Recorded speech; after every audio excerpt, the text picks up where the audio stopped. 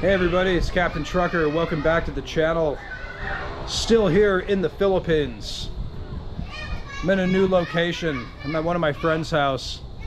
I like to stay at this place. My British friend built it. Pretty cool guy. It's a nice place. Hello. Yeah, so, you know, my experiences in the Philippines, it's like I seem to have a really good time here or a really bad time. And I think, you know, for me, it's usually about, I can't stay still too long. I got to keep going new places. It's even like that building a house. Like I'm building a house right now, but I can't imagine just staying in the house or shutting myself in for the next 20 years or something. Man, we got to have variety. But it's hard, like if you have kids, to travel and stuff. But it can be done, you know? Like it's getting easier for me. My son's getting older, so it's nice to go to places. And I like the condo life too, man. So there's a lot of different options you have for living out here. Like you can stay in a condo, you can rent a house, or you can stay in the provinces if you can tolerate it. Now, I don't know for me how long I can live in the provinces for. I mean, I think this time I stayed for about 3 months. I took a break, you know, I went to the beach, Sugar Beach. That was very nice. But yeah, man, we gotta have variety out here, man. It's just the way it is. I'm trying to figure out how long I'm gonna stay here for. It's like, I think like that idea of retirement, it's very appealing, you know, like not working anymore, but I don't know if I can ever imagine myself not working in some way, shape, or form. I think for some people, work is good just to stay sharp, to stay active, keep their minds occupied, give them something productive to do. I mean, it's always nice to make money. And there's always creative ways to make money. I guess you can make money on a vlog, you can start an online business. Some people try to run businesses in the Philippines, but I don't know. From the ones I've seen, you got to really have a lot of capital and be in a good location, like if you're going to do a resort or something like that. But you know, like just doing a sari store, like running a bar in a province, I don't think it's the best idea. In fact, it's probably a bad idea. Bars in particular can be very problematic. There's a lot of bar drama stories out here. but yeah, a lot of people are interested in that. I'm not one of those people. That's where I draw the line. But yeah, I've had interesting experiences in the Philippines the last 7 years. I've always been fascinated with this culture, probably since like 2009. You know, I met my first Filipina girlfriend in 2009, and she was American. Came out from Manila, I think when she was like 18. Had a successful career in health. She worked in a hospital, bought herself a house, took care of her family. And yeah, I think that was kind of like my introduction to like the Philippines in a sense. And ever since I met her those years ago, I always wanted to come out here, you know? And I did eventually. But see, like when I first came to the Philippines, like I was broke, you know? And I've come out okay. You know, it's been quite a journey the last 7 years, and like truck driving's been a really beautiful blessing in my life, man. It's been a great thing. Like I never would have imagined myself as like a truck driver. I would have been like, what? You know, I'm gonna drive a truck. But it actually became like a real spiritual and like a healing sort of experience, ongoing for me. And I gotta say, man, I love it. Like I like it more than I did 7 years ago. I remember when I first started truck driving, my goal was like, oh, I'm gonna save X amount of money, you know, build this house in the Philippines and then be done with it. You know, maybe even like try to retire. But then I'm thinking about it now that I'm at that point, and I'm saying to myself like, you know, what does that mean? Like I'm gonna shut myself in the house and live frugally for the next 30, 40 years of my life? It's kind of ridiculous, right? No, man, I'm gonna keep working. I wanna keep traveling. I wanna keep going places. It's in my blood, man, to keep moving. Because every time I go somewhere, I always have a fresh perspective. But I think like some older men, like in retirement, you know, like staying in the house and stuff can be not the healthiest thing. You know, especially also if like they're in a good relationship, it can also get stale, and if they're in a bad relationship, well, it can be horrible too. So I think it's important that us expats travel and get out, man. I mean, there's so much in the Philippines to see, okay?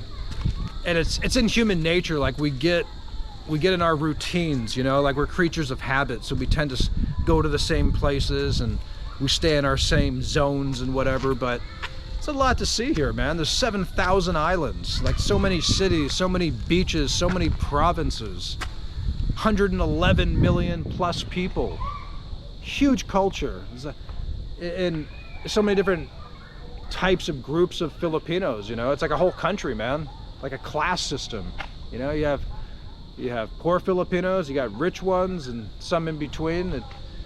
So there's lots of different types of families and people here. A lot of churches too, I gotta say. Like the town I stay in, where I'm building the house, there's like, man, probably like a dozen or so churches of all different denominations and types. Obviously a lot of Catholics here, but you still get, there's like Baptist churches here, you know, Lutheran churches, Pentecostal. So there's a lot of variety in the Philippines, man.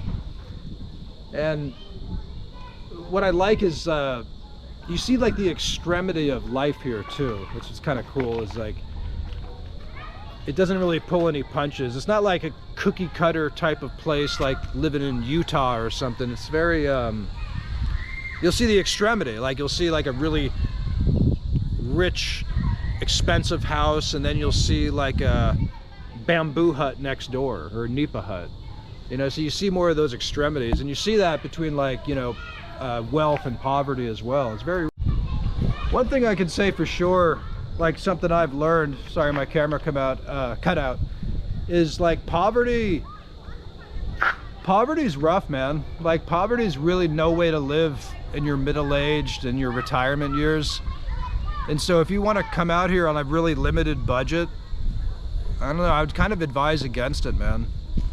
Because I think for a long time in my life, when the years I was poor, is like, I think I developed a denial about money and poverty. But now as I've aged a little bit, I realize, you know, how much poverty really does affect you, and you may not even realize it. It's kind of insidious like that. And likewise, being in environments of poverty can affect you as well, you know. And you know, if you're living in the provinces, for example, like you are going to see people in poverty. You might have neighbors in poverty. Your girlfriend or wife's family, they may be in poverty. And it's sort of like, it's kind of hard to ignore. It's hard to just sort of shut it off and not think about it, because there's an energy there, man. Like people are struggling, man. And it can be very overwhelming.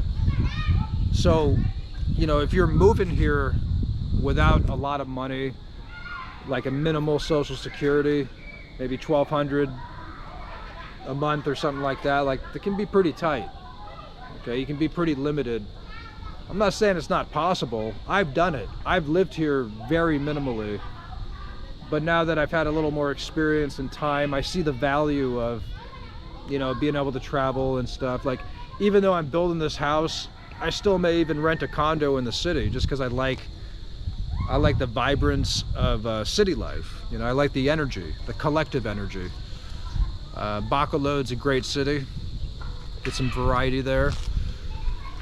So yeah, I mean, I've said it before, I'll say it again. It's for me, it's the variety. That's the key.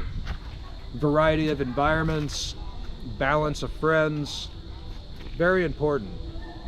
I think there's a tendency too, like in poverty situations, you know, you get literally can get stuck. Like a lot of people in poverty don't travel a lot, obviously. And I do believe like traveling is very healthy for the soul. Like it's healthy for the mind. It's a part of development, you know. Like one person said the greatest education is travel, especially going to other countries. I believe that. And I also believe that, you know, if more Americans traveled, I think American culture itself would probably be better off. Yeah. So that's all I'm saying.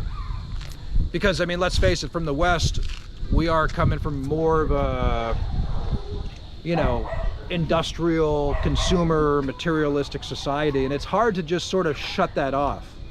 You know, I've talked on this channel a lot about assimilating, adapting to the Philippines as a foreigner. And while it's true in theory that we can do some of that, it's like, can we really fully adapt? Like, are you really gonna be able to live on a limited budget like a local Filipino would in a province as a man in your 50s and 60s and 70s who's lived most of your life in America? It can be very challenging, okay? And as a result, we've seen it before, we see it all the time. There's a lot of unhappy expats out here, man.